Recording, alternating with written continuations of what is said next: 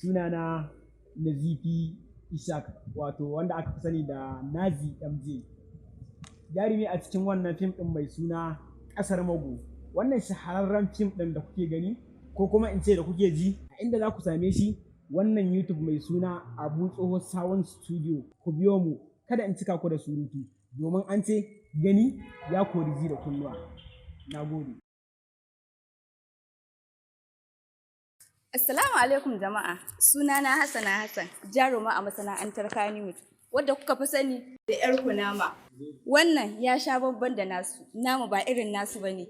Wannan fim ne da yake taɓo al'adun baya. Ku neme shi a YouTube channel ɗin mai suna Abu Tsoho Sound Studio. A nan ne kaɗai za ku iya samun shi. Kar ku manta da sunan wannan shahararren fim, sunan shi Ƙasar Mago, Ƙasar Mago, Ƙasar Mago. Ku je ku neme shi. Za ku sha mamaki. Ni dai ce taku Hassana Hassan, jaruma a masana'antar Kannywood. Mun gode.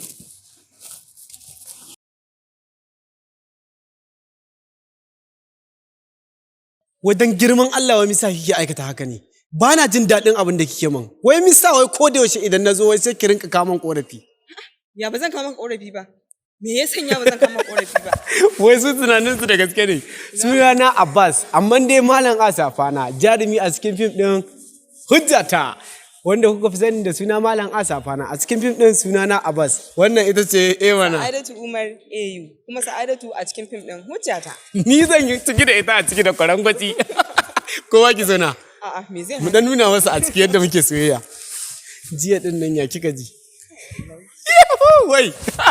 Muna muku albishir da wannan fim wanda kamfanin Abu Tsoho Sound Studio Katsina ya ɗauki nauyin kawo muku shi. Kamar yadda kuka sani dai sunan fim ɗin nan Ƙasar Mago. YouTube channel ɗinmu kuma shine Abu Tsoho Sound Studio.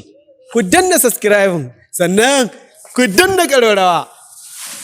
Ku bi a hankali za ku ji ƙaram da mun ɗora.